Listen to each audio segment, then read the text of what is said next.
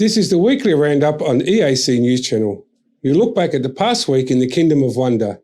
A very good evening to you. I'm Anthony Ellis and we'll start with Monday. Prime Minister Hun Sen has requested the government of Laos to strengthen border trade relations after he decided to lift mask-wearing protocols in 4 provinces, including Ratanakiri, Stang Trang and Prevahia provinces, which border with Laos. He made this request while meeting with the new Lao ambassador to Cambodia, Bao Kiao Pum Vong Say, on Monday morning. EAC News reporter Decca Nin has the story.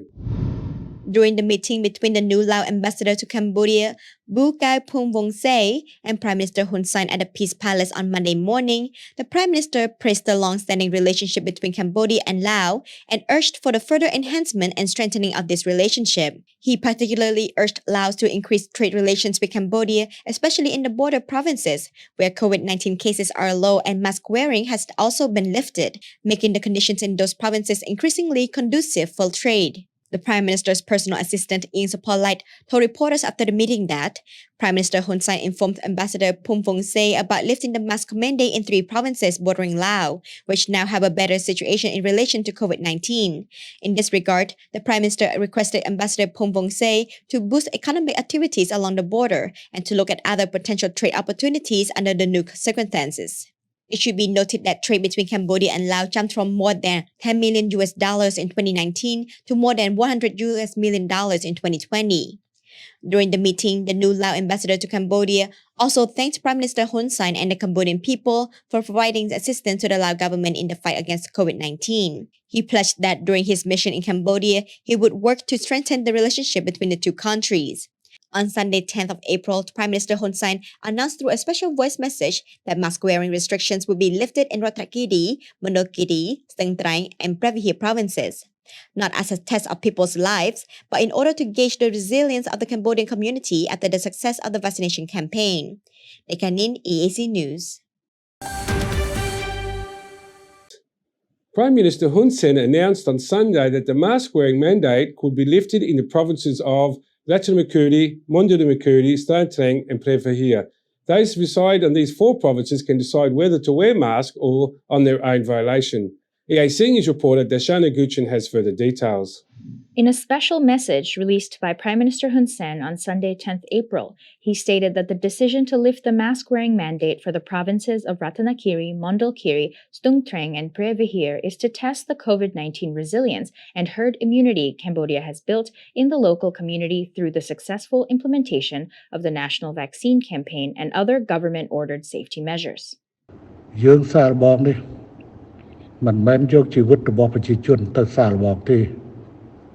ក៏ប៉ុន្តែយើងចង់ដឹងអំពីភាពធន់ភាពសំសហគមន៍របស់យើងទាំងទីក្រុងនិងជនបទហើយខេត្តដែលយើងដាក់ឲ្យអនុវត្តនេះជាខេត្តដែល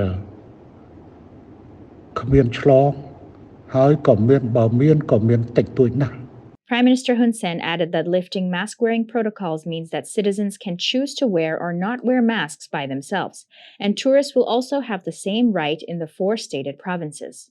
He further reminded that mask-wearing rules will still strictly apply outside these provinces.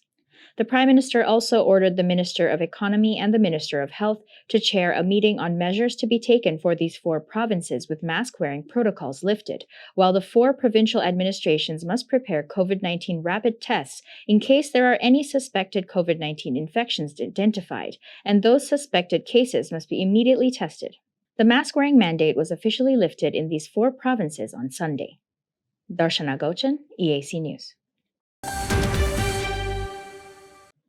Cambodia has risen 2nd place as the fastest country in the world to recover from COVID-19, according to the Nikkei COVID-19 Recovery Index. EAC News reporter Snowpaul Kong has more details.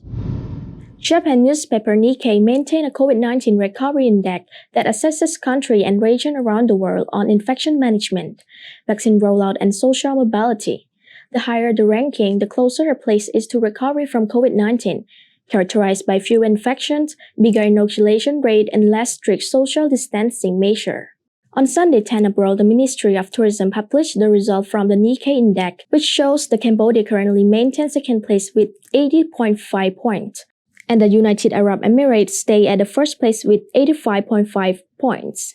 Cambodia's second place ranking on the Nikkei index was previously highlighted in February. The first COVID-19 cases in Cambodia was detected on 27 January in a Chinese national traveling directly from the city of Wuhan, where the global COVID-19 outbreak began to Cambodia. On 3rd November 2020, Cambodia discovered its first community-transmitted cases of COVID-19 following the visit of the Hungarian foreign minister to Cambodia. Later that month, on 28 November, Cambodia reported a second bout of community-transmitted cases involving 41 people who had visited several shops and Aeon Mall in Phnom Penh. A few months later, Cambodia experienced its most significant COVID-19 outbreak yet with the now infamous 20 February community event, which started after 2 foreigners with positive COVID-19 results broke out of the mandatory quarantine and visited clubs in Phnom Penh. This event started the biggest COVID-19 outbreak within the kingdom, leading to curfews, lockdown, and other strict measures. However, the successful rollout of the large-scale national vaccination campaign along with strict health measures and safety precautions put in place has allowed Cambodia to control the COVID-19 outbreak, even through the Delta and Omicron variants. As a result, Prime Minister Hun Sen first announced the official reopening of the country on 1st November 2021, saying that people must now adapt and learn to live with the COVID-19 in the path of the new normal trajectory. Then, on 20 December 2021, the Prime Minister announced the closing of the 20 February community event, which lasted for 10 months and caused 124,023 people to be infected and 3,005 people to lose their life to COVID-19. As of 10 April 2022, Cambodia has vaccinated 92.78% of its 16 million population. Srebokong, EAC News. The 15,000 real banknote issued in 2019 to mark the 15th anniversary of his King Norodom Sihamoni's coronation day on the 20th of October 2004 has received the Best New Banknote Award in the Resistance International 18th High Security Printing Asia Conference held in Yokohama, Japan. EAC News reporter Decca Nin has more details. The news of this award was shared by the Governor of the National Bank of Cambodia, Chichanto, in a letter to Prime Minister Hun Sen on Friday, 8th of April, and which was quoted by the Press and Quick Reaction Unit at the Office of the Council of Ministers. Governor Chichanto stated that the commemorative 15,000 real note was recognized for its outstanding technical excellence in both designs and security. He added that the Vice President of the Landquart AG of Switzerland, Antonio Cesario Ricardo, paid a visit to Cambodia on the 6th of April on behalf of the Reconnaissance International to deliver the 2019 Asia Pacific Best New Banknote Award to the National Bank of Cambodia. The High Security Printing Asia Conference gives out a series of awards, including Best New Banknote, Best New Series, and Best New Commemorative Banknote. The 15,000 real note is purple, pink, and blue in color, and 170mm long and 75mm wide. The note depicts a portrait of His Majesty King Norodom Sihamoni on the front and a picture of His Majesty and his parents on the back, along with the sentence, "Congratulations on the 15th anniversary of the coronation of His Majesty, ព្រះបាទសម្ដេចព្រះបរមនាថ Norodom Sihamoni, 29th October 2004 to 29th October 2019. Dekanin, EAC News.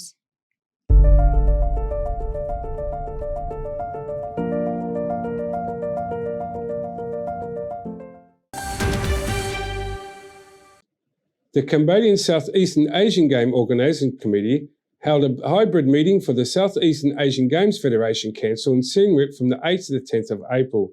The meeting was attended by delegates from all ASEAN member states both physically and virtually to discuss the process and the beginning of made thus far by Cambodia in hosting the SEA Games in 2023, as well as any challenges that may be encountered. EAC News reporter Dashana Guchin has more. The 3-day meeting in Siem Reap was attended physically by delegates from Cambodia, Thailand, Malaysia, Indonesia, Singapore, the Philippines, and Laos, while delegates from Vietnam, Myanmar, Brunei, and Timor-Leste joined in via online video conference. The delegates discussed what progress had been made so far and what challenges Cambodia may have faced in preparing to host the 2023 SEA Games. According to the Secretary General of the Cambodian SEA Games Organizing Committee, Vat Chamrun, ASEAN member states have shown support for the different kinds of sports and other plans proposed by Cambodia for the 32nd SEA Games. The official opening ceremony for the meeting also took place on Sunday, 10th April, under the presidency of the Minister of National Defense and President of CAMSOC, Deputy Prime Minister Thia Ban. Cambodia proposes some 40 different sports categories for the SEA Games in 2023. Darshana Gauchan, EAC News. The National Assembly President Heng Samrin chaired a meeting of the National Assembly Standing Committee to approve the draft law on the amendment of the Article 140 of the Law on the Capital, Province, Municipality, District and Commune Administration. EAC News reporter Sraipo Kong has more details. During the meeting held on Tuesday morning, the National Assembly received the request of the Royal Government to review and study the draft law on the amendment of Article 140 of the Law on Capital, Provincial, and Municipal District and Commune Administration, which was promulgated on 24 May 2008. The draft law to increase the Board of Governor of a municipality, district, commune, provinces, and municipality was approved by the Council of Ministers on the morning of 1st April 2022 under the chairmanship of the Prime Minister Hun Sen. The amendment aimed to increase the number of mayor, district, and commune governor from 5 to 7 in total, the number of provincial governor from 7 to 11 in total, and the number of capital governor increased to a total of 11. At Tuesday morning meeting, the National Assembly also received a draft law on district food safety which is to be reviewed and studied. In his closing remark at the dissemination and implementation of the National Program for Sub-National Democratic Development Phase 2, 2021 and 2030 ceremony held on 21st March 2022, Prime Minister Hun Sen stated that the development of human resources in the sub-national administration is an important task, and the government has shifted more function to the sub-national level, which has contributed to Cambodia being able to more effectively mitigate various risks. He said, while the local level has responsibility, we saw that the local level is lacking in strength, so we need to amend the law limited the number of people responsible in the framework of provincial and district governors. At present, in the 25 capital and provinces of Cambodia, there are a total of 175 governors, with 7 governors at each provincial capital, while in 204 municipalities, there are 1,020 governors, with 5 governors at each municipality. Sripokong, EAC News. The Republic of India handed over 325,000 doses of COVID-19 vaccines to Cambodia on Tuesday morning. At the handover ceremony, the Indian ambassador to Cambodia praised Prime Minister Hun Sen and said that he deserves to be commended for vaccinating his people as soon as possible. EAC News reporter Darshana Gauchan has the further details. The AstraZeneca COVID-19 vaccine handover ceremony took place at the Peace Palace in Phnom Penh and was presided over by Prime Minister Hun Sen and the Indian ambassador to Cambodia, Devyani Khobragade. Ambassador Khobragade said that this donation of 325,000 vaccine doses to Cambodia is part of India's own goodwill initiative, as well as the quadrilateral vaccine initiative between India, the United States, Australia, and Japan to send 1 billion COVID-19 vaccines to countries across Asia, which includes providing support to Cambodia as well. She said, Cambodians are beginning to gather without restrictions on population, and economic activity is starting to reopen. We thank the leadership of Prime Minister Hun Sen, who has worked tirelessly to lead the Ministry of Health to manage the COVID-19 pandemic in Cambodia. The royal government of Cambodia, led by Prime Minister Hun Sen, deserves to be commended for vaccinating its people at the fastest rate ever. Prime Minister Hun Sen thanked India and the countries in the Quadrilateral Vaccine Initiative for providing a series of vaccine donations to Cambodia. He said that Cambodia considers vaccination a key strategy to building a strong community immune system against COVID-19, a method which has been effective in curbing the spread of Omicron variant in Cambodia. He said, we must not forget that many countries are still affected by the COVID-19 pandemic and have not yet been able to fully recover their socioeconomic status. Prolonged outbreaks are a risk for all of us, one that could lead to a recurrence of COVID-19 as well as a fall into a socioeconomic crisis. In this spirit, Cambodia encourages the promotion and acceleration of vaccinations and building community resilience, which is an appropriate and effective response.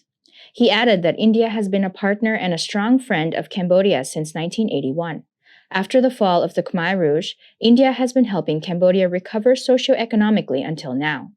The Quadrilateral Vaccine Initiative was an agreement made between the Quad Group countries, which includes India, Australia, Japan, and the United States. Collectively, the Quad have already provided nearly 5 million vaccines to Cambodia. Cambodia spent 8 months vaccinating its population, helping to create a social resilience system that allowed for the official reopening of the country on 1st November 2021. As of Monday, 11th April 2022, Cambodia has vaccinated 92.79% of its 16 million population. The vaccines administered in Cambodia are Sinopharm, Sinovac, AstraZeneca, Janssen, Moderna, and Pfizer. Darshana Gochan, EAC News. Faced with a runoff between incumbent Emmanuel Macron and challenger Marine Le Pen for the French presidency, left-wing newspaper Libération stuck with a sombre mood with its front page for Monday the 10th of April. This time it's really bad, declared the daily paper as far-right nationalist Le Pen and pro-European economic liberal Macron are set to go head-to-head on April 24th in a tightly fought race reminiscent of 2017's election, where Macron won over 2/3 of eligible votes. With partial results putting Macron in first place ahead of Le Pen after the first round voting on Sunday, other major candidates admitted defeat. Except for another far-right candidate, Eric Zemmour, they all urged voters to block the far right in the second round. But after 5 years in power in which his abrasive style has upset many, while Le Pen succeeded in softening her image, Macron will not be able to count on voters' traditional anti-far right front. Nothing is decided, and the battle we will wage in the next 15 days will be decisive for France and Europe, Macron told supporters, urging all voters to rally behind him on April 24th to stop the far right from ruling the European Union's second-largest economy. IFOP pollsters predicted a very tight runoff, with 51% for Macron and 49% for Le Pen. The gap is so tight that victory either way is within the margin of error.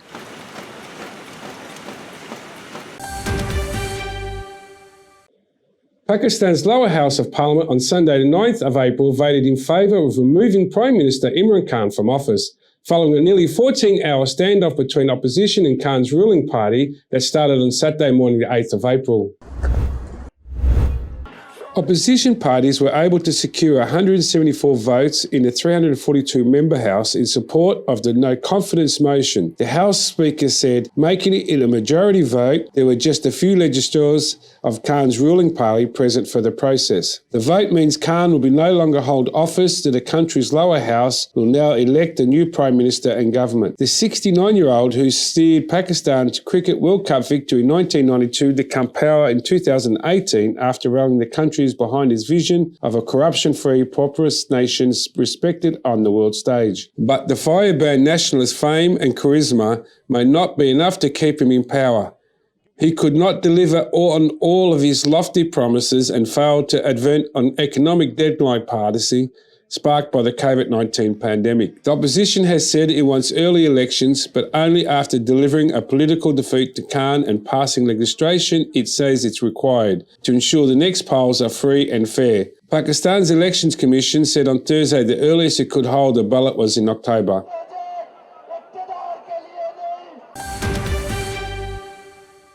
Residents fled from the cities of eastern Ukraine's Donetsk region on Sunday 10th of April after Russian rocket attacks on a train station in Kramatorsk killed over 50 people. Streets across Slovenek, a city around 20 kilometers from Kramatorsk, appeared empty on Sunday.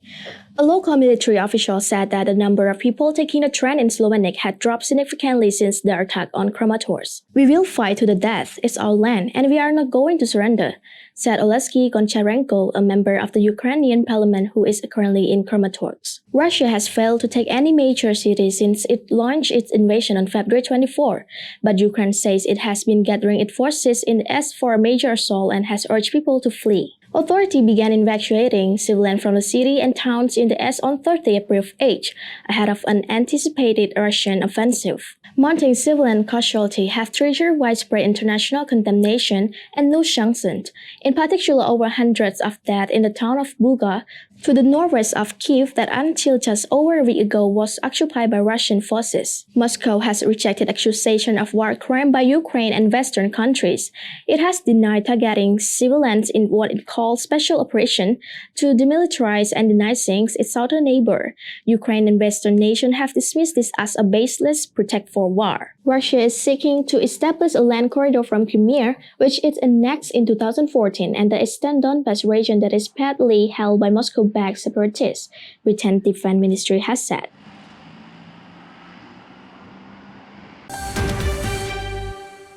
Now for a look at the news making international headlines this Monday, 11th of April. Russia on Saturday warned the US of direct military confrontation should the US-led Western states continue pumping Ukraine with weapons and ammunition. Russia Ambassador to the United States Anatoly Antonov made the remarks during an interview with New York-based Newsweek, adding that Ukraine is now stuffed up with Western weapons. Prior to the ambassador's statement, British Prime Minister Boris Johnson on Saturday vowed to provide more economic and military assistance to Kyiv amid the Ukraine-Russia conflict after meeting with Ukrainian President Volodymyr Zelensky for a one-day visit. German Defense Minister Christine Lambrecht said Saturday that Germany has almost exhausted its ability to supply Ukraine with weapons from its army reserves. She added that direct deliveries from the arms industry are possible. Foreign ministers of the North Atlantic Treaty Organization member states on Wednesday held a meeting in Brussels on stepping up military support for Ukraine. NATO Secretary General Jens Stoltenberg said that some allies are already providing a significant amount of advanced heavy weapons for Ukraine and that he expected the foreign ministers would make more commitments on how NATO can further support Ukraine. United States Secretary of State Antony Blinken said on Tuesday that the US will provide an additional $100 million in security assistance to Ukraine, including anti-armor systems. Russia on Saturday demolished 65 military facilities of the Ukrainian army during an air assault, including 4 command posts and communication stations, 3 arsenals, and 41 strong points and weapon storage points, according to the Russian Defense Ministry. Meanwhile, the intensive shelling in Kharkov still continued, said a Ukrainian military spokesman on Saturday, adding that the Russian army is also amalgamating infantry and armored divisions to intensify operations in Donetsk and Lugansk. The two sides conducted 2 rounds of prisoner exchanges on Saturday night and Sunday, involving 4 employees of Rosatom State Nuclear Energy Corporation and some soldiers. According to the human rights representative of the Russian Federation, Tatiana Moskalikova. The Russian government said Sunday that it has raised its reserve fund by 273.4 billion rubles, or $3.4 billion, to ensure economic stability in the face of external sanctions. The largest source of the increase, or 271.6 billion rubles, was additional oil and gas revenues received in the first quarter of 2022, the government said in a statement. Russia's reserve fund was created to finance unforeseen expenses and significant measures not covered by the federal budget.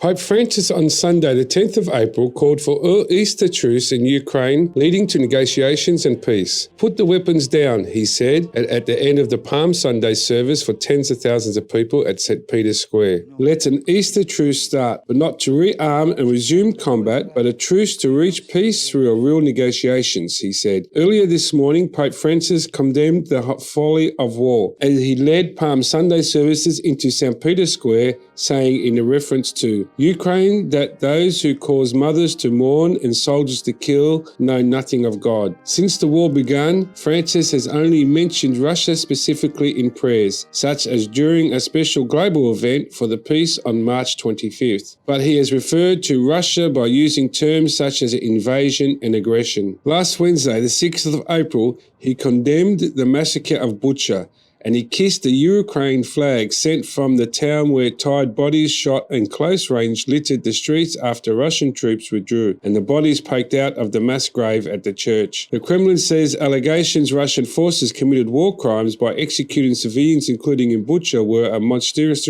forgery aimed at deterrorating the Russian army.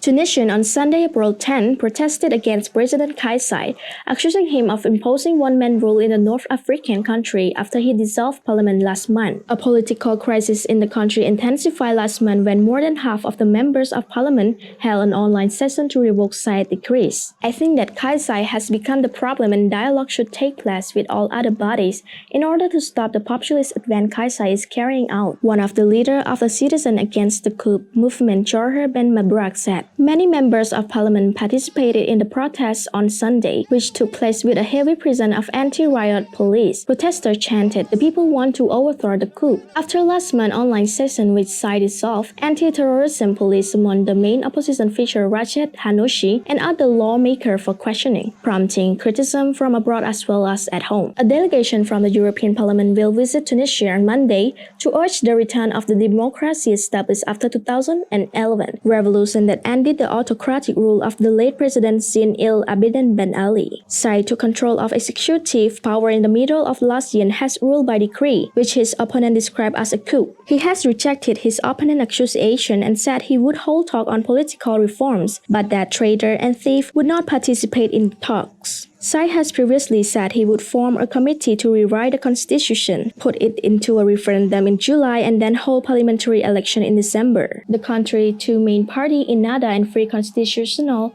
which are bitterly opposed, have both said that they will oppose those plans.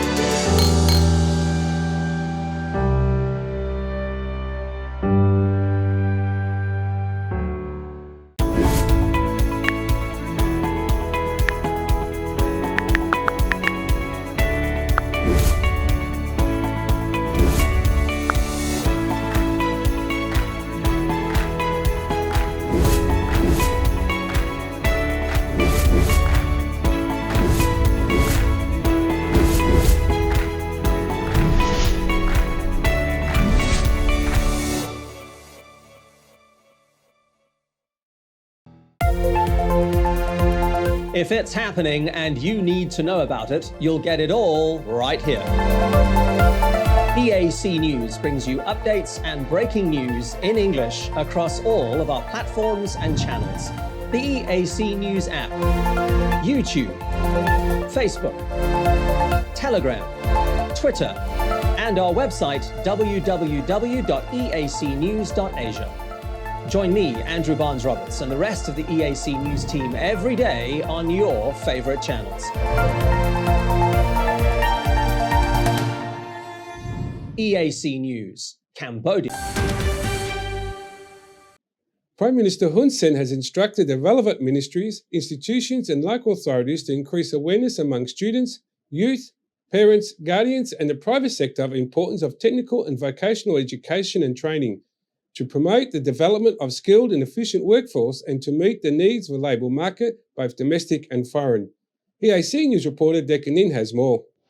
In a circular released on 7th of April 2022, Prime Minister Hun Sen instructed the Ministry of Labour to produce video and other documents for awareness raising and circulation, other relevant ministries and institutions to participate in the widespread dissemination of this content throughout the country.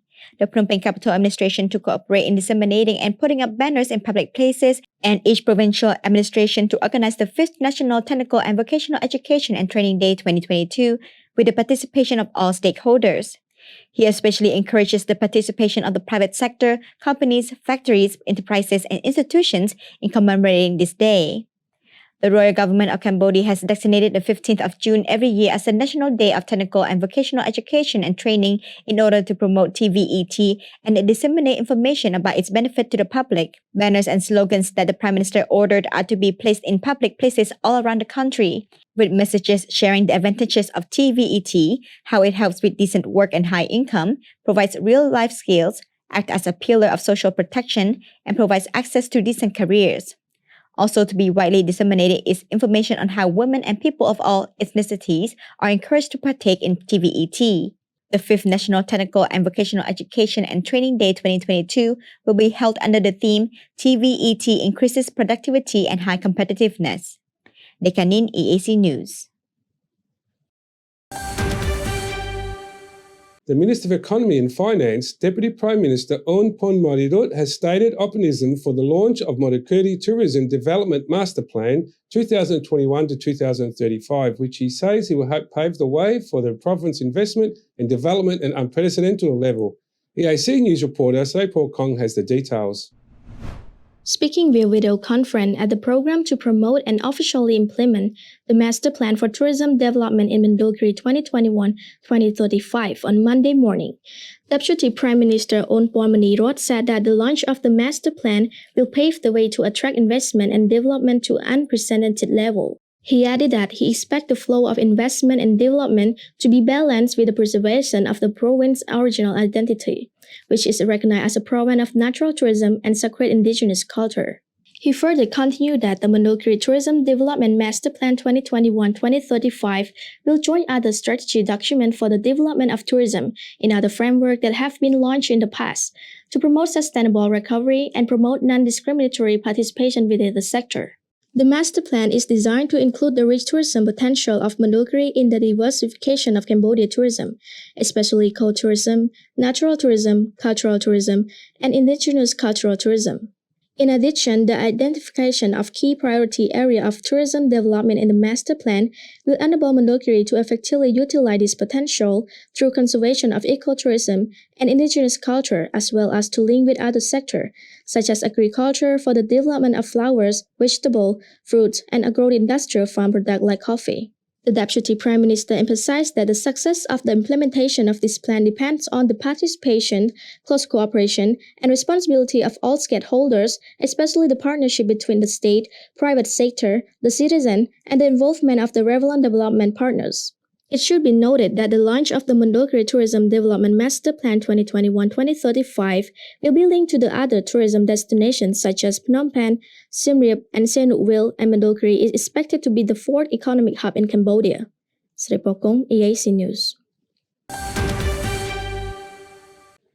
Minister of Economy and Finance, Deputy Prime Minister Oun Pon Marirot, delivered a speech on an online global event on the financing of net zero carbon in emerging markets.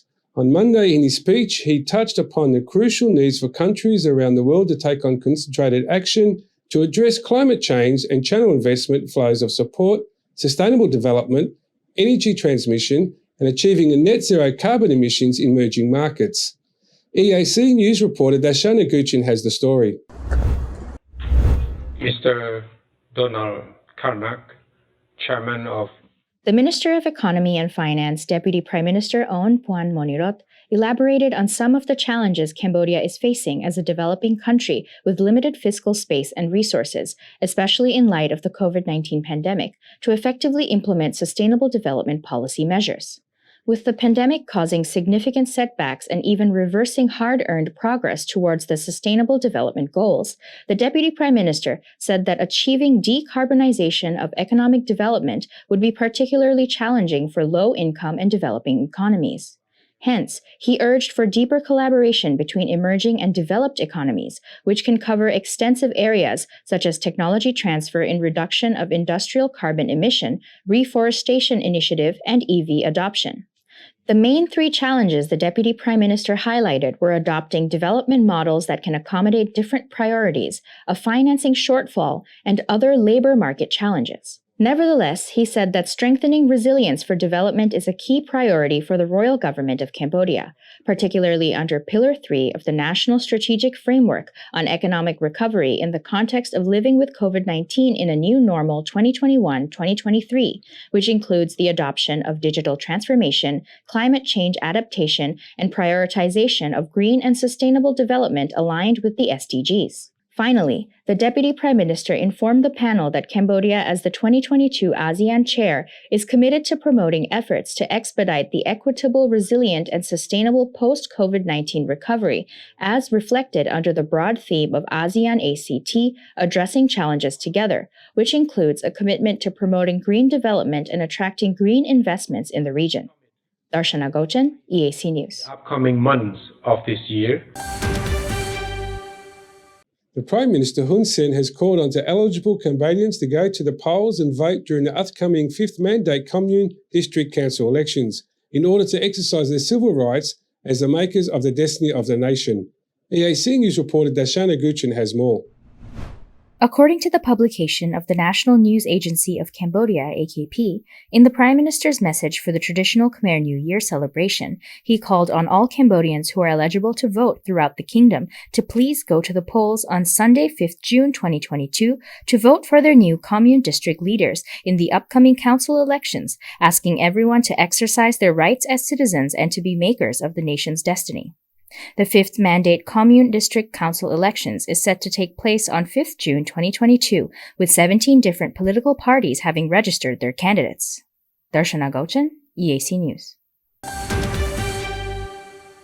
A press statement from the US Secretary of State, Antony Blinken, has been released on the occasion of the 2022 Khmer New Year. EAC News reporter Darshana Gochan has the story. U.S. Secretary of State Antony Blinken has released a press statement wishing Cambodian people a prosperous and healthy new year. He said, "On behalf of the United States of America, I extend my best wishes to the Cambodian people on the occasion of the Khmer New Year."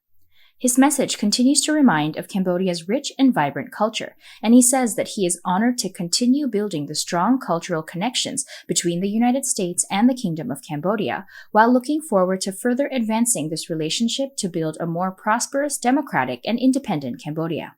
Cambodia-U.S. relations began in 1950, at a time when the world was in the throes of the Cold War. Between 2018 and 2021, the U.S. provided a total of $338 million in aid to Cambodia, covering different programs in the areas of health, education, governance, economic growth, and the clearance of unexploded ordnance and landmines. Darshana Gochan, EAC News.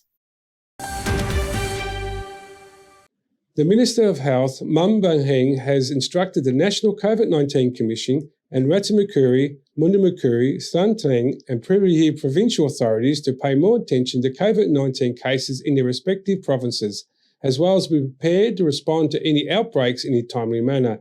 This message comes after the announcement of the mask wearing will no longer be mandatory in those provinces. EAC News reporter Darshana Gochan has more details. In a letter addressed to the chairperson of the COVID-19 Commission at the capital provincial level, the Minister of Health, Mam Bun-heng, introduced measures to lift the mask mandate in the 4 provinces of Ratanakiri, Mondulkiri, Stung Treng, and Preah. He said that from now on, those who live or travel to those 4 provinces will no longer be required to wear masks, with the exception of those who test positive for COVID-19 and those who have been in contact with COVID-19 patients. He, however, stressed that once you leave any of these provinces, the mask-wearing mandate will still be strictly implemented. The minister further ordered the COVID-19 Disease Control Commission and provincial authorities from the 4 provinces to still prepare and be ready with a team of doctors, the necessary medical equipment, and treatment medication for COVID-19, in addition to COVID-19 rapid antigen test kits, in order to be able to respond to a rise in cases in a timely manner in the event that a COVID-19 outbreak were to occur. He also advised people residing in those 4 provinces to quickly go and get tested if they suspect they may have COVID-19 or show any of the common symptoms such as fever, cough, or other respiratory problems, including nasal congestion, runny nose, itchy or sore throat, and more. He asked the health departments of the 4 provincial administrations to keep an updated log of any new COVID-19 cases that have been found since the beginning of the removal of mask-wearing provisions, in order to assess the safety and probability of lifting mask mandates more widely in the country. On 10th April, Prime Minister Hun Sen announced the decision to remove obligatory mask-wearing in the provinces of Ratanakiri, Mondulkiri, Stung Treng, and Previer, to test the resilience of the local community against COVID-19 following the successful implementation of the national vaccination campaign. Darshana Gauchan, EAC News. Dozens of supporters celebrated with fireworks, dancing and sweets as Shehbaz Sharif is sworn in as the new Prime Minister of Pakistan on Monday 11th of April, taking over from the ousted Premier Imran Khan. In the city of Rawalpindi near the capital Islamabad, local activists from Sharif's Pakistan Muslim League Nawaz praised Sharif for saying he would hold an inquiry into an alleged threat from the United States towards Khan's government and said he would lead Pakistan to progress. Earlier in the day, Sharif won the support of 174 legislators out of the 342-member House in a parliamentary vote to elect a replacement for Khan.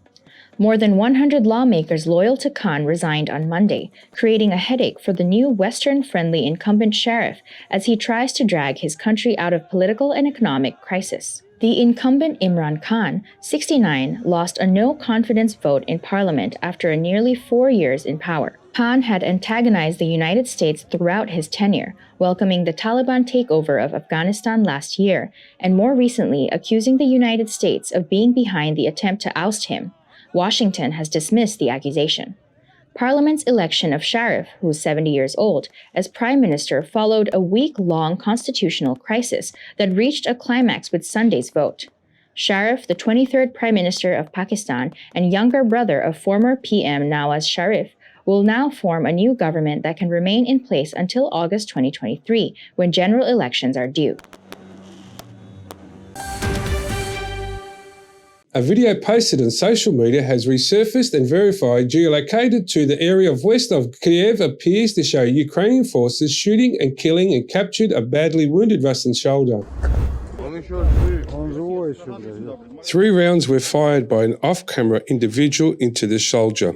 He was wearing one white armband used by Russian forces. He is bleeding heavily, lying on the road beside a dead soldier and appears to be breathing with difficulty. "Look, he's still alive. He's still wheezing already. It's finished," says a voice, before 2 rounds are fired. A third is fired after the soldier continues moving. The video then pans to 2 soldiers in the road who have white armbands. One of them has his hands tied behind his back and have been shot in the head. A Russian armoured vehicle has been abandoned nearby. We could not establish the exact date of the video, which was first reported by the New York Times. Ukraine Union News Agency published footage of the shooting aftermath on March 30th. The apparent Ukrainian forces in the video are Russian-speaking. At least one had a Caucasian accent and others had accents typical of places in southern Russia or parts of eastern Ukraine. Some of them shouted, "Glory to Ukraine." At least one wore a blue arm used by a Ukrainian army, but their affiliation was not clear. One of them had a Ukraine flag patch on his arm, but it was upside down.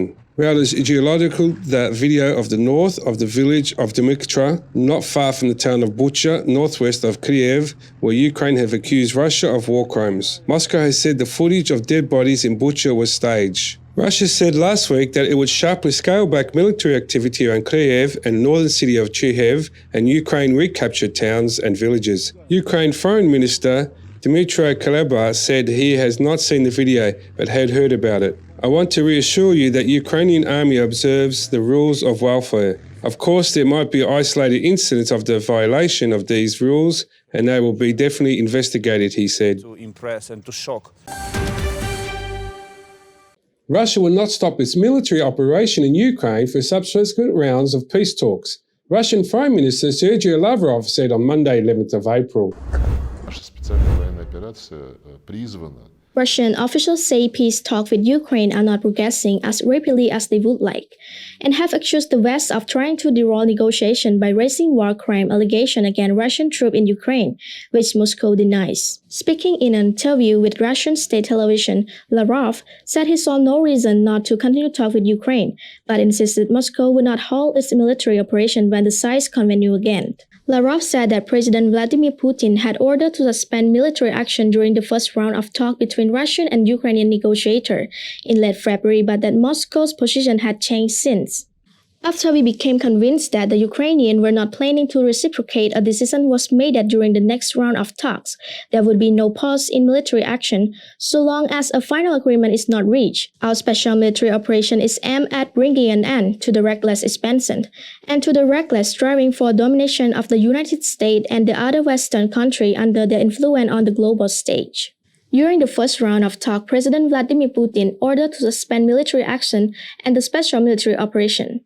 After we became convinced that the Ukrainians were not planning to reciprocate, a decision was made that during the next round of talks, there would be no pause in military action so long as a final agreement is not reached and signed, Lavrov said. Russia sent tens of thousands of troops into Ukraine on February 24 in what it called a special operation to degrade its southern neighbor military capability and root out people it called dangerous nationalists. Ukrainian forces have mounted stiff resistance and the West has imposed sweeping sanctions on Russia in an effort to force it to withdraw its forces. Lavrov last week accused Kyiv of presenting Moscow with an unacceptable draft peace deal that deviated from agreement that sides had previously reached. Kyiv dismissed Lavrov's comment at the time as a tactic to undermine Ukraine or defend intention from war crime accusation against Russian troops.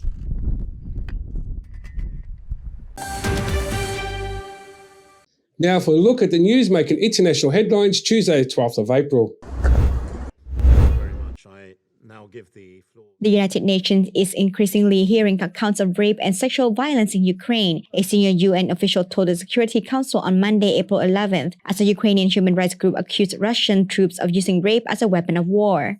Katerina Cherepaka, president of La Strada, Ukraine, said her organization's emergency hotlines had received calls accusing Russian soldiers of 9 cases of rape involving 12 women and girls. Russia has repeatedly denied attacking civilians since its invasion of Ukraine began on February 24th. The United Nations said last week that UN human rights monitors were seeking to verify allegations of sexual violence by Russian forces, including gang rape and rapes in front of children, and claims Ukrainian forces and civil defense militia had also committed sexual violence. Ukraine's UN mission did not immediately respond to a request for comment on allegations against Ukraine forces. Russia's Deputy UN Ambassador Dmitry Polyansky told the Security Council on Monday, accusing Ukraine and allies of a clear intention to present Russian soldiers as sadists and rapists. UN Women Executive Director Sima Bahous said that all allegations must be independently investigated to ensure justice and accountability. Ukraine's UN Ambassador Sergei Kislitsya told the Security Council that the Prosecutor General's Office of Ukraine was launching a special mechanism of documentation of cases of sexual violence by Russian soldiers against Ukrainian women. Meanwhile, Deputy Prime Minister Irina Vereshchuk seeks to secure the release of every single prisoner of war being held in Russia. Out of some 1,700 soldiers and civilians, she says are currently being held by Russia and pro-Russian separatists,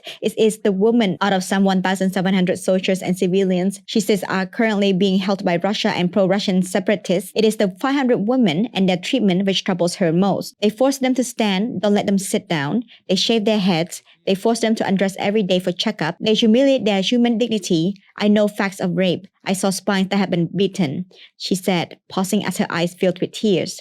Moscow says it is providing Ukrainian prisoners of war with everything necessary and highly qualified medical care in accordance with international law. In turn, Russia accuses Ukraine of torturing its prisoners of war, an allegation rejected by Kyiv, which also says it upholds international agreements. Comfortable in her army fatigues, Vereshchuk says her top priority is to secure the release of not only Ukrainian soldiers, but also of hundreds of civilians, including priests, journalists, and activists, who she says are being held in cells alongside criminals. But this poses difficulties. Moscow will only exchange like for like, but Kyiv says it holds no Russian civilians. We are increasingly...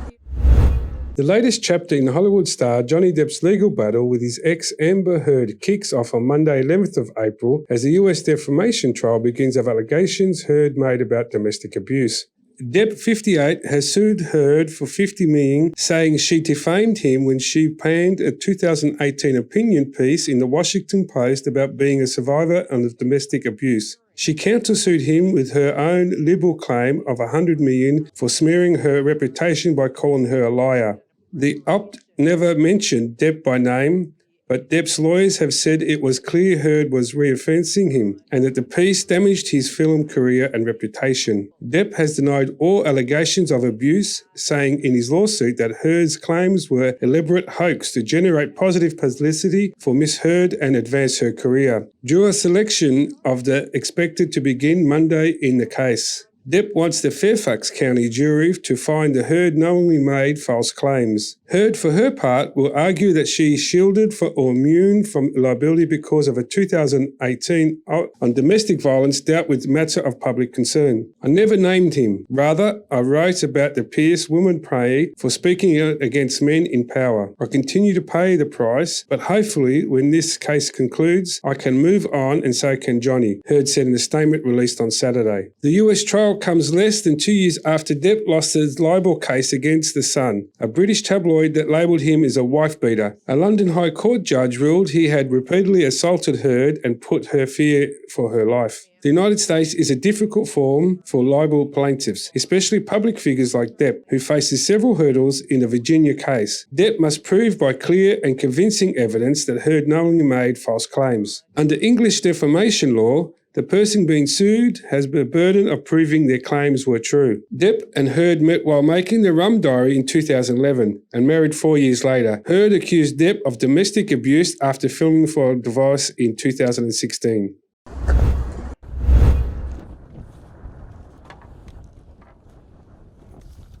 The more we disable IEDs, the more some of my pain goes away, said Asma Khalil, whose brother, an officer in the Iraq Army, was killed by a war remnant. Working with the Swiss Foundation for Mine Action FSD to clear minefield that each year caused death in Iraq have helped her start coping with the grief caused by her brother passing away, Khalil said. During the past year, about 52 people were killed by war remnants, a statement by Iraq Ministry of Environment read last month.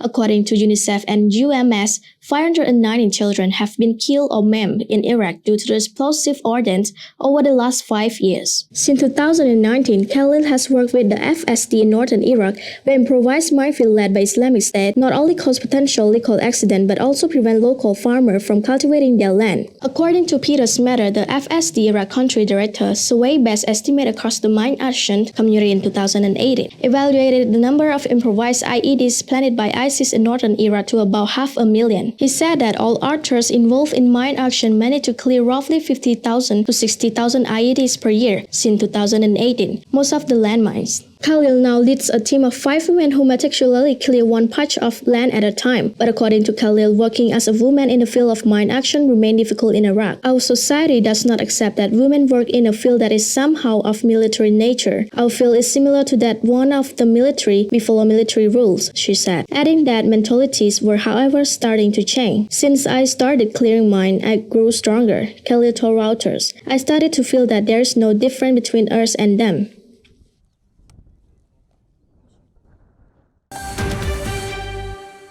Now for a look at the news making international headlines this Wednesday, the 13th of April. Colombia's national police on Monday rescued over 1,000 ocelots, snakes, birds, and other animals valued at more than $1 million on the black market. The nationwide operations supported by the United States Fish and Wildlife Service and local environmental authorities led to 21 arrests, the police said in a statement. The National Police, in coordination with wildlife authorities of the United States, have achieved the most important operation to safeguard protected species in Colombia, General Jorge Luis Vargas, head of the National Police, said. The 1,004 animals, including turtles, starfish, and tarantulas, are now in the care of environmental authorities. Colombia is one of the world's most biodiverse countries, and police there have rescued 5,994 animals from potential trafficking so far this year. Dramatic eyewitnesses video captured the moment commuters ran from a smoking metro carriage in New York City in the aftermath of a shooting. A gunman was wearing a gas mask, set off a smoke bomb and opened fire in New York subway car during Tuesday 12th April morning commute, injuring at least 17 people, authorities said, prompting officials to renew calls from steps to combat a surge of violence in the city's transit system. Police said the perpetrator behaved to have to act alone, fled the scene. The act unfolded as a Manhattan-bound subway train train on the N line was pulling into the station in Brooklyn's Sunset Park neighbourhood, setting off intense manhunt by local and federal law enforcement. 10 people were hit directly by gunfire, including 5 hospitalised in critical but stable condition. Authorities said 7 others were injured by shrapnel or otherwise hurt in the chaos of panic. Riders fled the smoke-filled subway car, some collapsing to the pavement as they poured onto the platform on the 36th Street station. The fire department said 2 of those hurt were treated at the scene, according to CNN. A total of 29 people who suffered various injuries in the incident turned up in the area hospitals, though most of them appeared to have been emergency room walk-ins who were treated and discharged. The suspect was described by police as a man with a heavy build, wearing a green construction-type vest and a hooded sweatshirt. CNN cited internal law enforcement emails said the New York Police Department was searching for a U-Haul van with Arizona license plates in connection with the shooting. Outside the station, in an area known for its thriving Chinatown views of the Statue of Liberty, authorities shut down a dozen or so blocks and cornered off immediately vicinity with crime scene tape. Schools in the neighbourhood were placed under security lockdowns.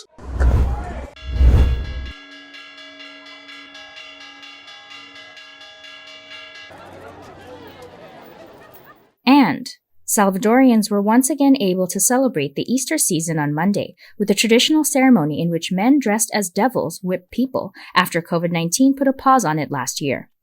The event is meant to highlight the universal struggle of good versus evil and takes place each year in the town of Texas-Tepec, El Salvador, located some 83 kilometers north of San Salvador. We have tried not to lose this tradition. Today we have the opportunity to return to the streets of Texas-Tepec with a reason for joy, and we are entirely motivated after 2 years of absence, the local resident dressed as devil Christian Sanchez told Reuters. Actors called Talcahuines, which means demon man, dress as devils to punish people for their sins by lashing them. Many flocks from different surrounding regions in El Salvador take part in the event and get whipped to repent for sins committed during the year. The Talcahuines and a man dressed as Jesus first attend Mass and offer their performance as a sacrifice. When the Mass ends, the whipping begins on the streets. The annual ceremony takes place before Easter when Catholics and other Christians celebrate Jesus rising from the dead after dying for their sins.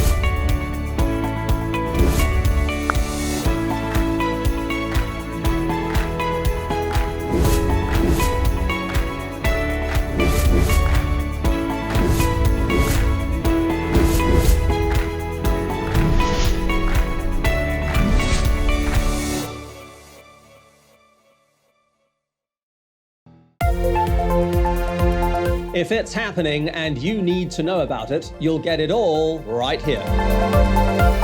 EAC News brings you updates and breaking news in English across all of our platforms and channels.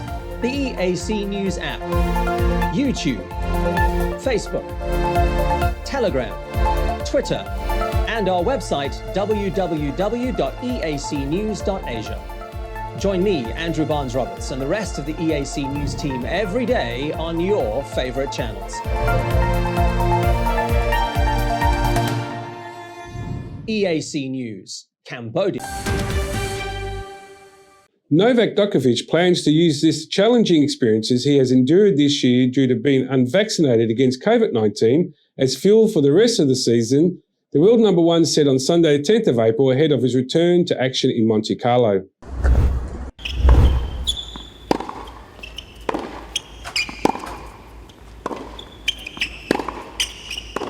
The 20 times Grand Slam champion was unable to defend his Australian Open title in January after being deported from the country, having initially been admitted to the tournament despite not taking the vaccine. Obviously, I missed competition. I still feel motivation to be on the tour and compete with the young guys and try to challenge the best players in the world for the biggest titles.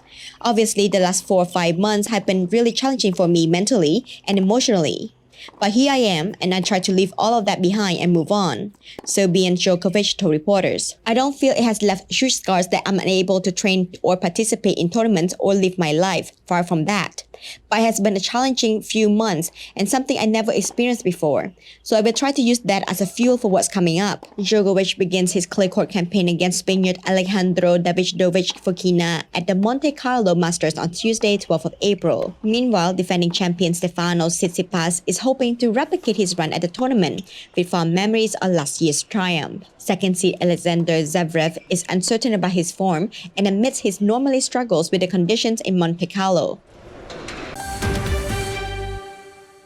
Ferrari's Charles Leclerc claimed his second win of the Formula One season with a thumping pole-to-victory flag at the Australian Grand Prix on Sunday, 10th of April, as Red Bull's world champion Max Verstappen suffered a déjà vu with another retirement.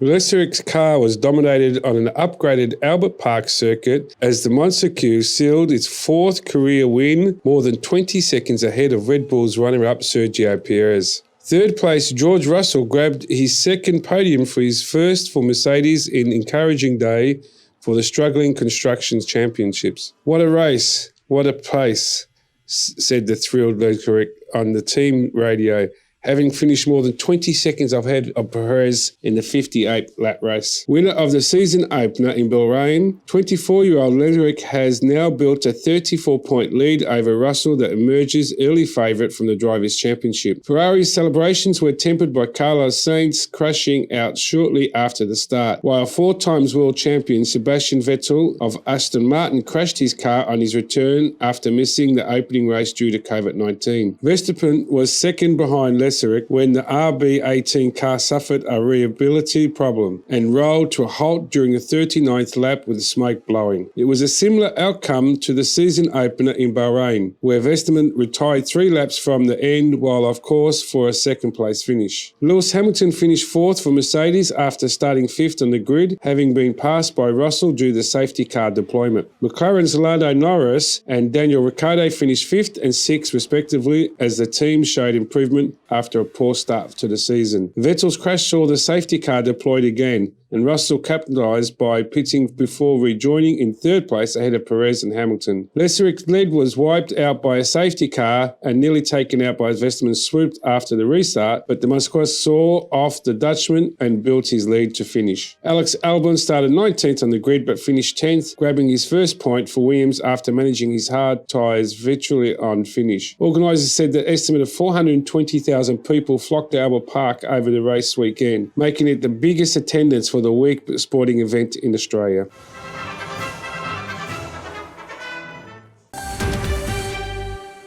World number one Scotty Scheffler held rock steady and cruised through a 3-shot victory at the Masters on Sunday the 10th of April, while Cameron Smith's green jacket hopes, like so many others, disappeared in watery grave in Amen Corner. World number one Scotty Scheffler held rock steady and cruised to a 3-shot victory at the Masters on Sunday, while Cameron Smith's green jacket hopes, like so many others, disappeared in a watery grave in Amen Corner. Scheffler started the final round at sunny Augusta National with a 3-shot advantage over Australian Smith and quickly saw it chopped to 1 after 2 holes. But the 25-year-old American did not panic, carding a 1 under 71 to post a winning total of 10 under 278, 3 clear of Rory McIlroy, to collect his first major title. McIlroy had the round of the day by returning an 8 under 64 as the Northern Irishman made a stirring late charge in a bid to claim the elusive Masters title that would have allowed him to complete the career Grand Slam. The year's first major was poised for a thrilling showdown between the planet's 2 hottest golfers, in Scheffler, winner of 3 of his last 5 PGA Tour starts, and Smith, who claimed golf's unofficial 5th major at the Players' Championship in March as they headed out in the final pairing. That was exactly the way the final round unfolded until the par 3 12th in the heart of notorious Amen Corner, when Smith, tailing Scheffler by 3, put his tee shot into Rays Creek and took a triple bogey 6, sending him down the leaderboard. Smith slumped to a second bogey on the par 3 4th, and suddenly Scheffler was back in command and up by 4. As Scheffler and Smith started the back 9, an ominous warning sounded as a mighty roar rolled across Augusta National after McIlroy carded an eagle at the 13th to get to 6 under for the tournament. That left the Irishman 5 back of Scheffler and 1 behind Smith, raising pressure on the pair as they entered Amen Corner, holes 11, 12, and 13, and perhaps the most famous stretch of golf real estate where so many Masters have been won and lost. A long birdie putt at 11 by Smith triggered an explosion of cheers that would have been heard back home in Brisbane. Then came the 12th, where so many green jacket dreams have turned into nightmares. Smith's now among them after his tee shot found the water. Formula One driver Yuki Tsunoda came up to support fellow Japanese athlete and world number 1 surfer Kanoa Higashi on the opening day of the Rip Curl Pros Bells Beach competition on Monday, April 11th. I got super, impressed. After a 15th place finish in the Australian Grand Prix, AlphaTauri driver Tsunoda watched on as Igarashi make it through to the round of 32 in the 4th competition of the 2022 World Surf League Championship held at Victoria's Bells Beach. The Japanese surfer also spent time surfing with F1 Haas driver Mick Schumacher on Friday, 9th of April, along with fellow surfers Isabella Nichols and Conor O'Leary. Igarashi scored 16.24 in a 3 to 5 foot 1 to 1.5 meter waves in his opening round heat at Bells Beach, while world number 2 and 11-time champion Kelly Slater scored 12.04 to come second in his heat but still make it through to the round of 32. The surfers were returning to the water at Bells for the first time since 2019 when John Florence won this competition. Florence came second in his opening heat, scoring 13.37, while Olympic champion Italo Ferreira scored 12.83 to win his heat.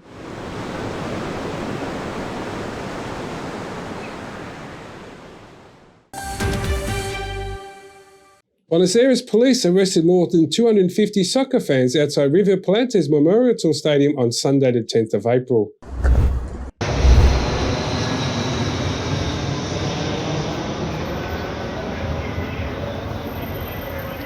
The fans were arrested for carrying knives, drugs and phosphorescent flares as they tried to enter River Plate's Antonio Vesco Liberty Memorial Stadium to witness the cup match against Argentinos Juniors. Footage of Buenos Aires police showed the detained fans laying on the ground outside the stadium and being taken into police vehicles. According to local media, a few days earlier, the majority have been detailed. Soccer fans have been added to Argentina's database of the Tribuna Sogana program that aims to make soccer matches in South America countries safer.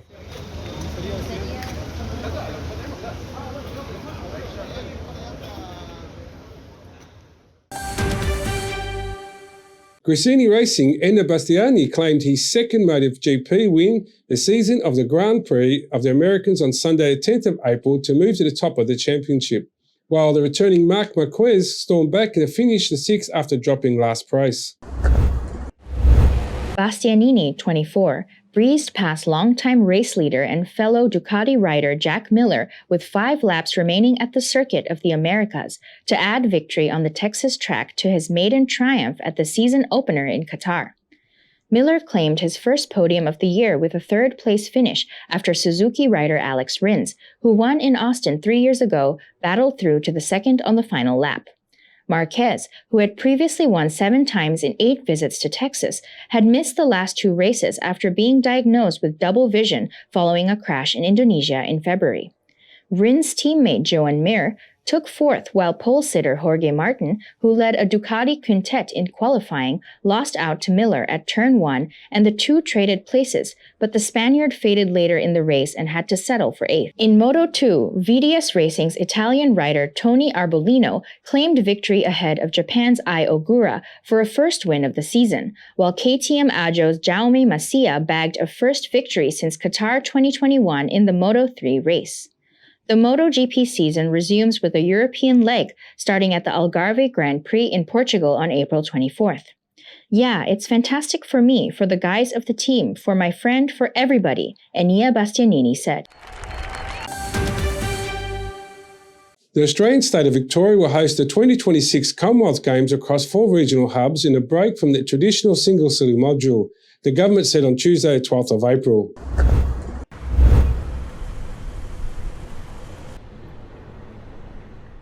With no other countries outside Australia making a bid, Victoria was granted an exclusive negotiating period to secure the Games in February.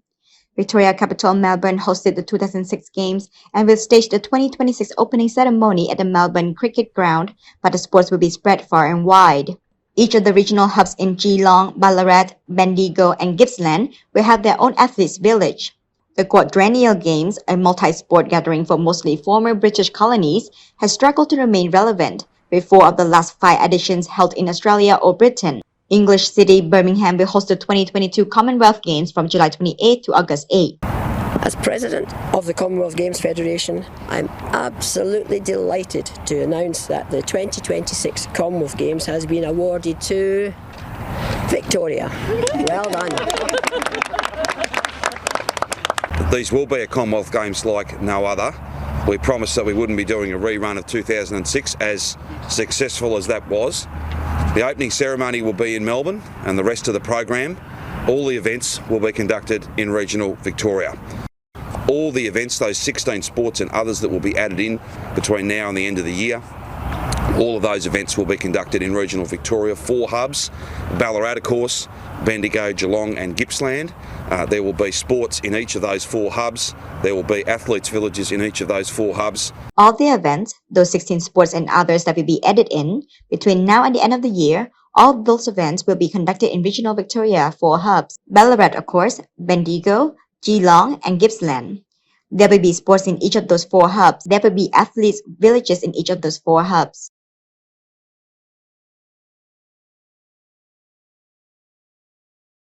Novak Djokovic said he felt drained of energy towards the end of the loss of Algeria Davidovic Fokina in the second round of Monte Carlo Masters on Tuesday 12th of April, admitting that defeat was almost inevitable going into the final set. Playing in his 4th match of the season after he was denied a chance to defend his Australian Open title in January due to being unvaccinated against COVID-19, Djokovic was broken 9 times and made 51 unforced errors in a 6-3, 6-7, 6-1 defeated by the Spaniard. I'm disappointed. No one likes to lose. We're professional athletes. This is what we do. We go out to the court and compete and try to win against each other. Djokovic, who has triumphed in Monaco twice, told reporters, I didn't like the way I felt physically in the 3rd set. I just ran out of gas completely. Just couldn't really stay in the rally with him. If you can't stay in the rally, not feeling your legs on the clay, it's mission's impossible. So I don't like the feeling I experienced in the 3rd set, but I'm going to look with my team into reasons why that was the case and go back to the drawing board, and hopefully next week will be better in Belgrade. Djokovic said he hoped to build his form from the French Open starting next month, where he'll defend his crown. That's a big goal of the clay season, Djokovic said. I knew a few days ago when I spoke to you that I'm going to take time for me to really feel my best on the clay. That's historically always been the case. Never played very well in the opening tournament on the clay season, but it's okay. I have accepted defeat and keep working. Polo is no longer a sport for men, and our women's polo is growing by leaps and bounds in Argentina, where the first World Championship is being played and the Women's Open has existed since 2017.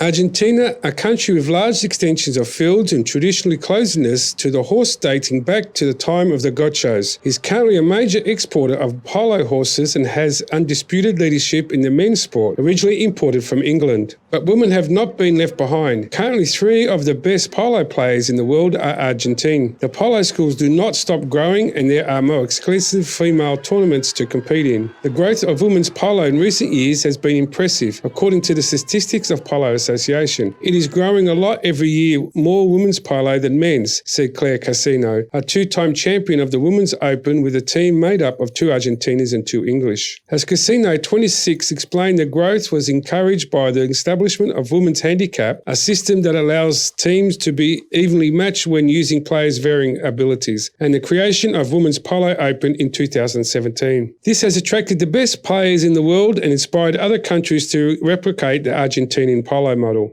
On Saturday, 9th of April, the first Women's Polo World Cup in history began in Buenos Aires city with national teams from Brazil, United States, England, Italy and Ireland. Giving this opportunity for women to compete at the same level as men currently compete in has a global impact and is also a message for the world, said Defran Ulgra, the president of Argentine Polo Association. Aiming to acclimatizing and professionalizing polo as well as creating job opportunities both in Argentina and abroad, the Argentine Polo Association created a University of Polo 3 years ago. According to Angra, since Argentina is a leader of polo's agenda worldwide, it has the responsibility of taking care of its status and creating trends which will later be replicated globally. Azucena Ugrana, who reached a semi-final for the Women's Polo Open last year and is one of the players on the team representing Argentina in the World Cup Championship, highlighted the enormous opportunity to play in this tournament. It is an incredible opportunity and it gave us a place. I think maybe a few years we'll realise that, said Ugrana.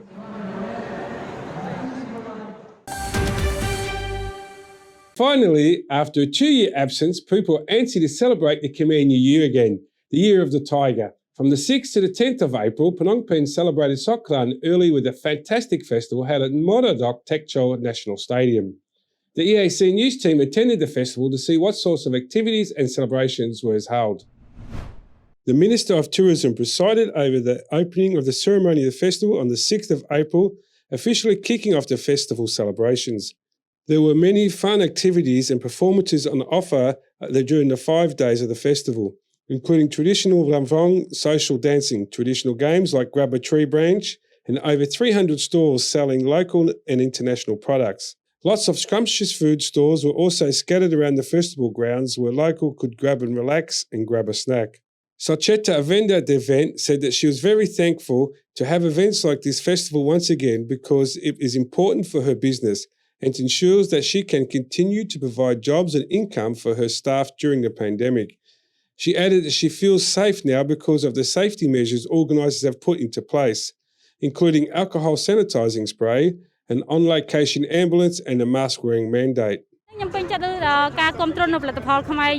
I like that this festival supports local products and many people have joined this event. What I appreciate most is that out of 10 people, all 10 wear their masks. So they joined this event, but never forget to follow the 3 do's and 3 don'ts. The 5-day festival featured several TikTok competitions, with TikTok stars competing for the first ever TikTok award given in Cambodia, and to simply raise money for the Kunta Pupa Children's Hospital. Bol Rankik, one of the festival's organisers, said that she was surprised to see so many people had actually turned out for the event.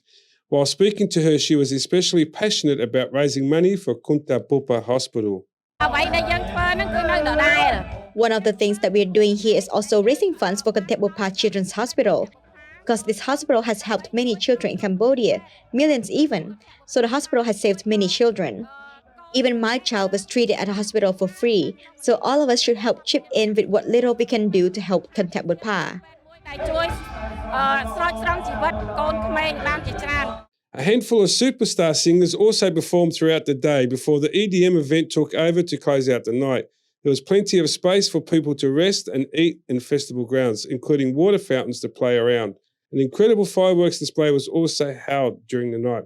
In addition to dancing, playing traditional games, watching concerts or traditional theatre, adults and children also can enjoy fun rides, trampolines, bouncing castles and other carnival amusement games to win teddy bears and stuffed animals. The festive was concluded with a beauty pageant and contest between the TikTok stars was held on stage for all to see. And finally, traders and citizens in Phnom Penh are busy selling and shopping mostly gifts for home decor to prepare for the Angels of the traditional Khmer New Year, which is set to begin on Thursday, the 14th of April. EAC News interviewed some people about the preparations they are making to upcoming celebrations. The Khmer New Year is a 3-day national public holiday that Cambodians celebrate throughout the country. Every year, Khmer New Year usually falls on the 13th or 14th of April, coinciding with the traditional Solar New Year in several other countries like India, Bangladesh, Nepal, Sri Lanka, Myanmar, Laos, and Thailand. The first day of the New Year is called Maha Sangkran, the second day is Virat Vanabat, and the third day is Virat Langsa. Before the Khmer New Year, all Cambodians prepare by cleaning their houses and putting up decorations such as star lanterns, which are believed to bring good luck and fortune. Families will also prepare offerings of flowers and food to give to the monks while visiting pagoda. This year's Maha Sangkran, in the year of Khas Chatwasa, Buddhist era 2566, will take place on Thursday, on the 13th day of the lunar month, which is the 14th of April 2022, precisely at 10 a.m. The New Year goddess Karanai Devi, the fifth daughter of Kabul Mahaprum, adorned with green garlands covered in pearls, amulets, and emeralds, while mounted upon the back of an elephant, which saw as her vehicle. This year, she will also be eating beans and sesame seeds, so those are the main offerings. In the markets in Phnom Penh, there are vendors selling star lanterns, bai say, banana leaf stem or green banana fitted with a stand and decorated with flowers, betel leaves, and areca nuts, as well as flowers decorations. This year's sesame seeds also being widely sold for the arrival of the New Year Angel. A trader selling sesame seeds at Orasay Market in Phnom Penh, Tang Kim Mai, said that this year she was able to sell a lot more than last year. She said she has sold sesame seeds the most, but is also separately selling corn kernels, grains, and spices because people buy those items for cooking on New Year's Day. She said she has sold more than 100 kilograms of whole grains a day, including sesame seeds and beans. Regarding the pricing of these goods, she said she has not increased any prices compared to any normal day. Customers come to buy a variety of grains, but the best-selling are green beans, which some Cambodians call rice beans. In other words, because the Khmer New Year is approaching, the demand for beans has increased more than usual because it has been said that the deity this year will eat beans and sesame seeds, so people need to buy sesame seeds for the New Year deity. In regard to pricing, the price of each item is different following the type of grain, but the price is the same as usual. There is no sign that when the festival is close, the pricing increases. In other words, I sell all my goods at the normal rate. Another vendor selling star lanterns, Una V, observed that most customers came to buy her lanterns this year than last year as the government reopened the celebrations. She said that she sells many lanterns a day, with each lantern costing from 8,000 to 30,000 real, or roughly $2 to $7.5, depending on the style and size. She resells all the lanterns from the makers in Phnom Penh and said that all these lanterns were made in February to meet the needs of customers. She explained that people buy lanterns to decorate their houses because they think that lanterns with light will bring glory and good fortune to their families. The number of lanterns I've sold cannot be fully counted because I have been selling a lot this year. 2 years ago, the country was closed. New Year celebration were not allowed. Until this year, now the country has reopened, so we can finally sell. We make this lantern in Phnom Penh ourselves. They have been made for a long time, since after the Chinese New Year. For this seal lantern, the price is 20,000 real, roughly $5. The price depends on if the lantern is small or big. Before we sold the plastic type, but now we sell seal lanterns. Customers buy lanterns and display them in front of their house to welcome the New Year angels, make their home shine bright and look more glorious. Another vendor selling decorative materials, Hat Norin, said that this year, more customers came to buy items from his shop than usual. He sells items such as flower basket and pots, which are traditional Khmer items that people buy to put around their homes, businesses, and institutions as decorations, or to be able to play various traditional games. In connection with the traditional Khmer New Year, the products that I sell include round and square baskets and also angrut, cheneng and tru, which are all Khmer products used for decorating during the New Year. For about 10 days, most of the customers we have had are from some kind of companies, factories or enterprises. They buy these items for decorating their workplace, and there are also features that they buy, such as pots and rope, so they can play traditional tug of war. Meanwhile, shopping in Orosei Market is Keung Lang and her husband Tep Bot, who said that they bought flowers, star lanterns, gifts and food to prepare for the upcoming Khmer New Year in their hometown of Oral District, Kampong Spu Province. Keung Lang said that this year she observed that more people came to shop than in the previous years due to the government's announcements that Khmer New Year celebrations were happening this year and that people could hold regular gatherings as long as they followed the set health rules. We haven't celebrated Khmer New Year for about 2 years now, and this year there are so many people who are acting like they have never celebrated the New Year before, because they used to celebrate it every year, but since the COVID-19 outbreak, we haven't been able to have fun until the Prime Minister announced the reopening of Cambodia, so now we can have fun. But no matter where we go, it is important not to forget wearing face masks and regularly sanitizing our hands. We are having fun as usual because there are not any problems. After not being able to celebrate for 2 years, when things reopened, were very happy like everyone else. For the Cambodian people, I see that they are ready to prepare celebrations for the new year. It looks like everyone is happy everywhere, as if they don't care anymore. On the 7th of March 2022, Prime Minister Hun Sen confirmed that the Khmer New Year in 2022 would be celebrated as usual.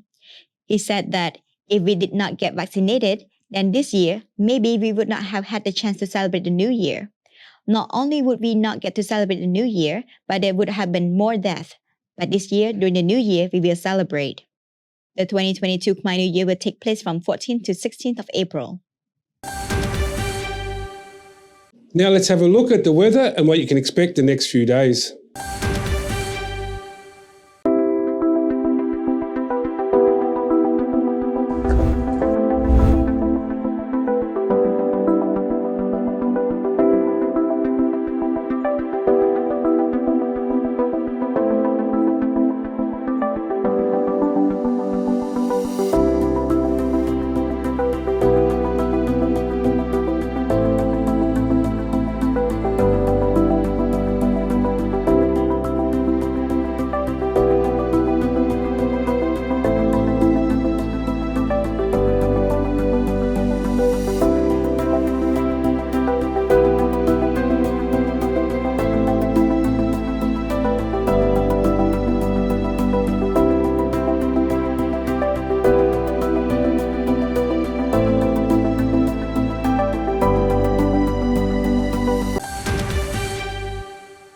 The EAC team would like to wish you a happy and safe Khmer New Year.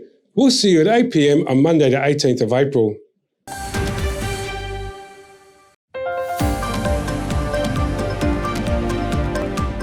Thanks for watching the weekly Roundup here on the EAC News Channel.